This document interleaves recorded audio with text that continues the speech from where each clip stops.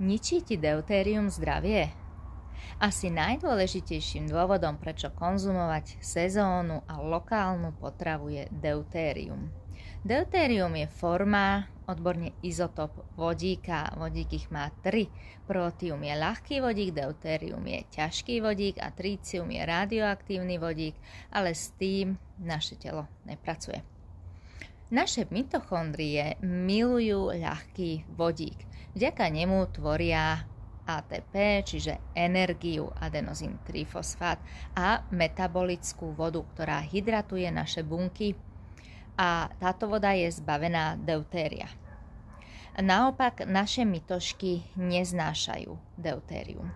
Je pre ne niečo ako kryptonit pre Supermana a poškodzuje ich. Nefunkčné mitochondrie nevedia spaľovať tuky, čo vedie k ich nadmernému ukladaniu a riziku metabolických porúch.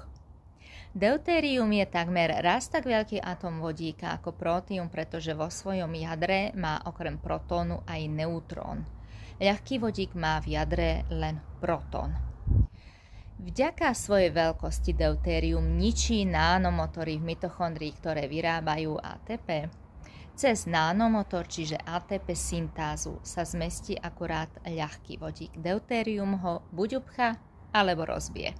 Čím viac je deutéria pri mitochondriách a v mitochondriách, tým nefunkčnejšími sa stávajú, tvoria menej vody a energie. Toto vedie k dehydratácii, k zápalom, chorobám a predčasnému starnutiu.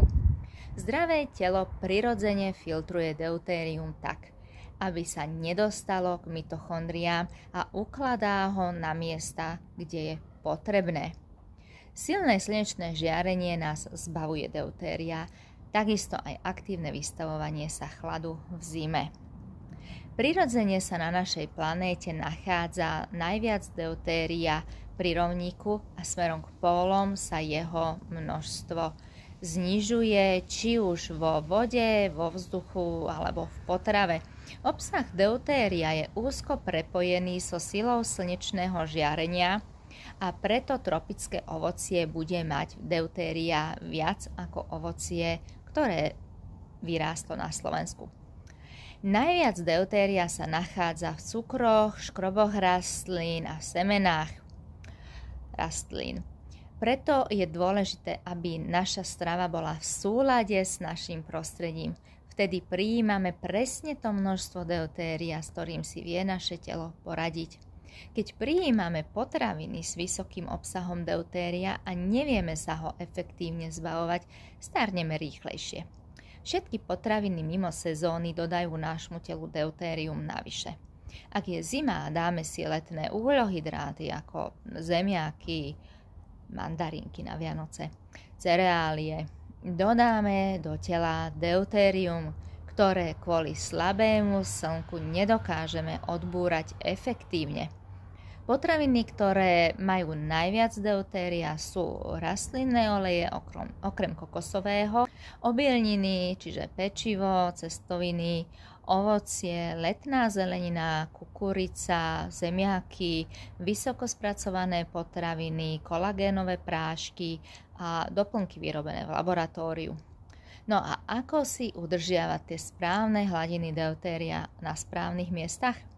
Na prvé miesto by som dala teda sezónne stravovanie a lokálne stravovanie a vystavovanie sa silnému slnku, vždy keď je to možné, potenie sa v saune, na slnku alebo pri cvičení, konzumácia fermentovaných potravín, pretože probiotika môžu tiež pomôcť s deutériom v črevách, pravidelná stolica každý deň, konzumácia biopotravín kvôli glyfosátu, ktorý narušuje rovnováhu deutéria v črevách.